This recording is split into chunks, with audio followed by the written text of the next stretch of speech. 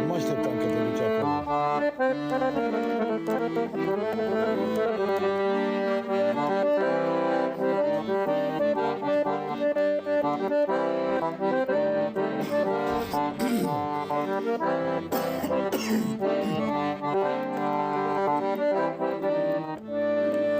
De mi-ar cere cineva să dau în viața mea Pentru tata. asta pentru tata meu, că e la fel ca Dumnezeu. De mi-ar cere cineva să dau în viața mea, măi, Doamne,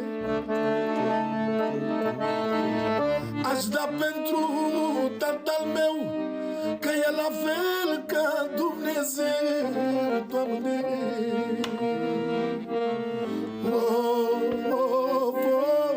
Tăicuțul meu. Pentru cine consumă? Pentru Ionuț Armeanu. Tata e regele meu. Pentru Ionuț Armeanu.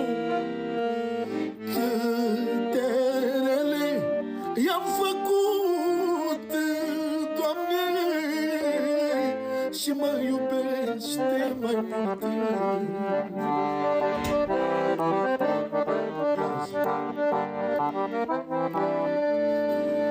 Nu-i nimic, băiatul meu, ți-a iertat tăicuțul tău, copile.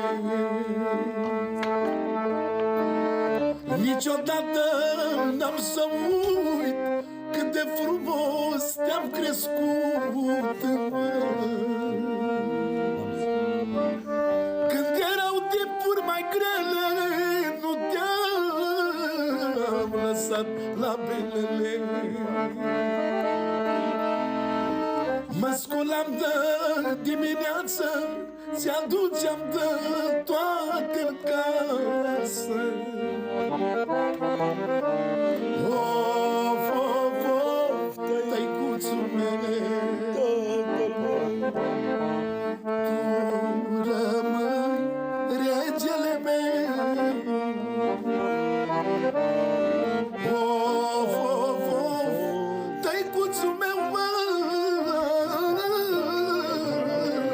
tu rămâi regele meu, mă. Păi ce să cânt eu, mă, cu acordeonul? Mie trebuie unul să mă acompanieze, să-mi fac eu Dar de nicio cap. problemă, suntem în probe, o să ne pregătim. Dacă facem și noi față cu ce avem, nu e problemă. Ai auzit ce a zis, da? Ce fac eu cu acordeonul?